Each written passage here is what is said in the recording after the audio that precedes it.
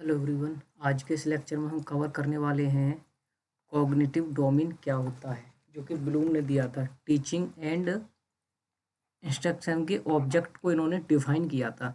हमने इससे पिछला जो लेक्चर लिया था ना, उसमें टीचिंग के हमने जो वो एमसीक्यू किए थे, जो कि हमारी सीरीज चल रही है 250।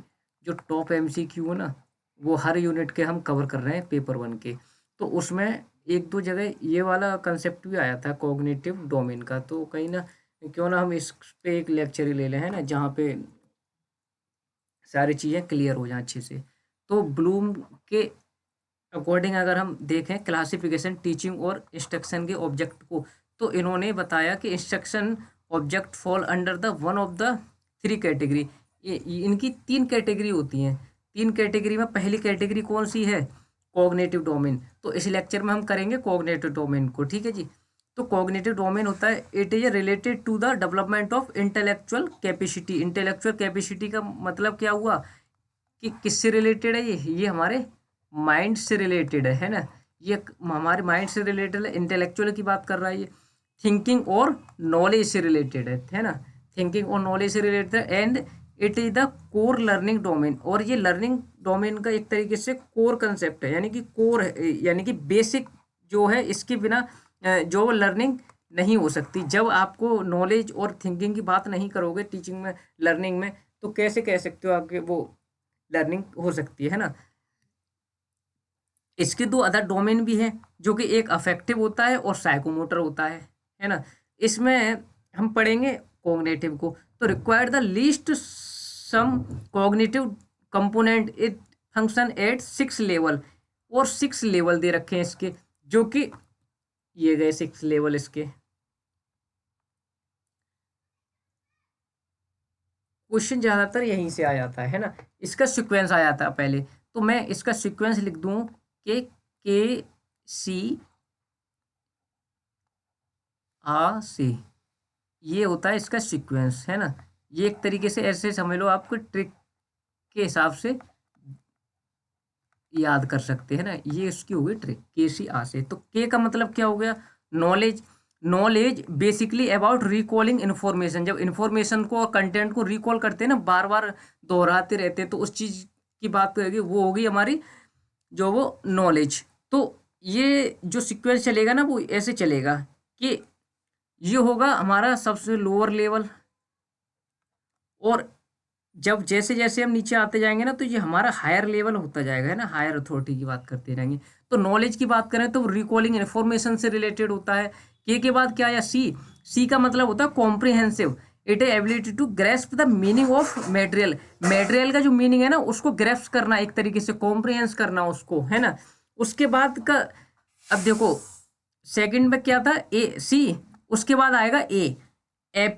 दो ए आ रहा है, तो यहाँ से ये कंफ्यूज नहीं होना। सब पहले हम एप्लीकेशन करेंगे, उसके बाद एनालाइज करेंगे किसी भी चीज को, है ना।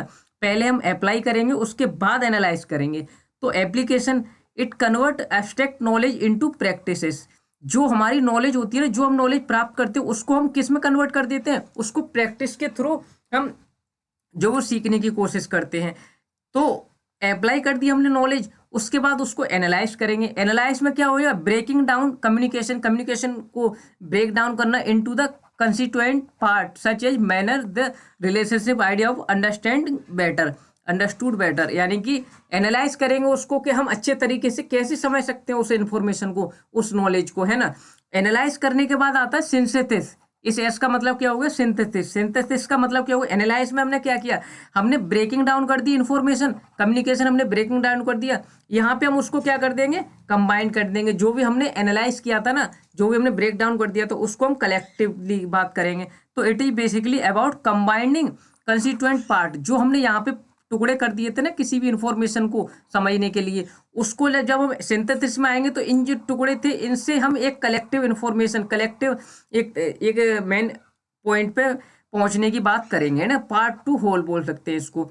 It the एंटोनियम्स of analysis.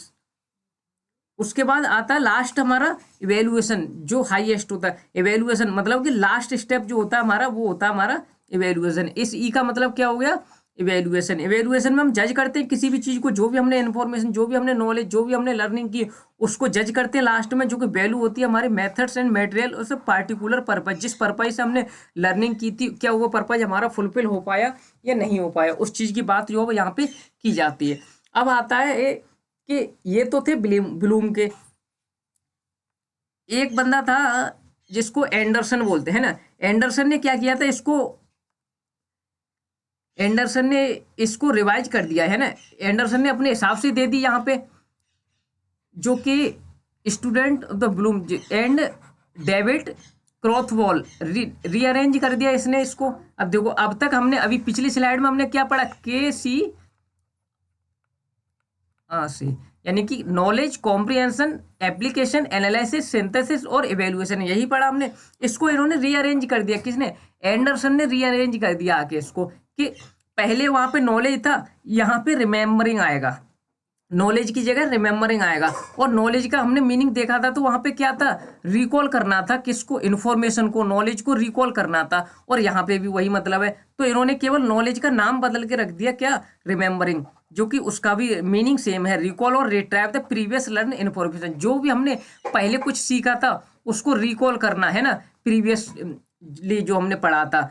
उसके बाद यहाँ पे कॉम्प्रिहेंशन था इनका सेकंड, किसका, ये जो ब्लूम ने दिया था, ब्लूम के अकॉर्डिंग ये क्या था, कॉम्प्रिहेंशन था, इन्होंने अंडरस्टैंडिंग कर दिया इसका। तो comprehension the meaning, translation, interpolation और इंटरप्रिटेशन ऑफ द इंट्रैक्शन, जो भी इंट्रैक्शन, जो भी नॉलेज हमने गेन की, तो उसको इंटरप्रेट करना, उसको समझना एक तरीके से। और वहां पे भी कॉम्प्रिहेंशन का यही मतलब था, इन्होंने नेम चेंज कर दिया, मीनिंग चेंज नहीं हुआ इसका।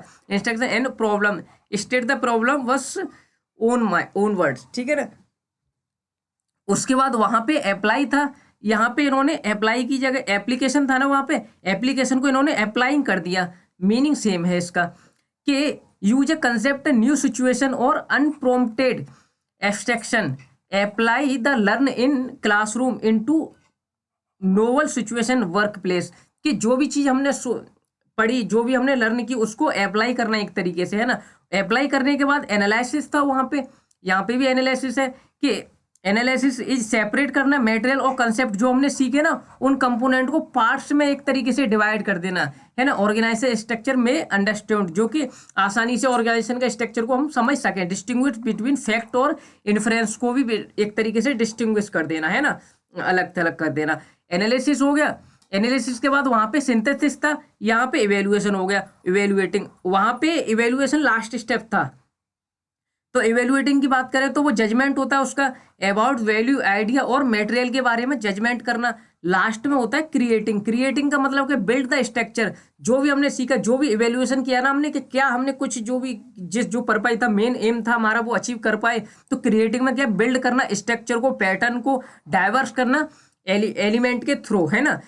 Put parts together from a whole, अब देखो इसका मतलब कहीं ना कहीं puts part together of a whole, ये सिंथेसिस से नहीं निकल रहा, इसका मतलब हो गया सिंथेसिस, है ना। सिंथेसिस में भी क्या था, कि पार्ट्स को टुगेदर करना होल्स में, है ना। और सिंथेसिस का भी यही मतलब होता है, विद द एम्पथिंग क्रिएटिंग अ न्यू मीनिंग और स्ट्रक्चर।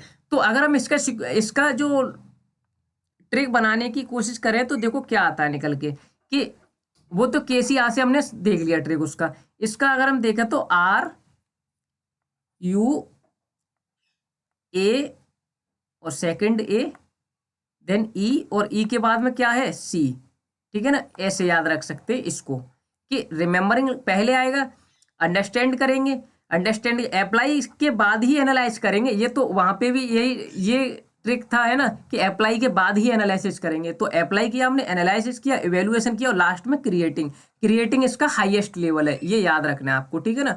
आई होप ये वीडियो आपको अच्छा लगा होगा। वीडियो अच्छा लगा तो लाइक कीजिए, चैनल को सब्सक्राइब कीजिए।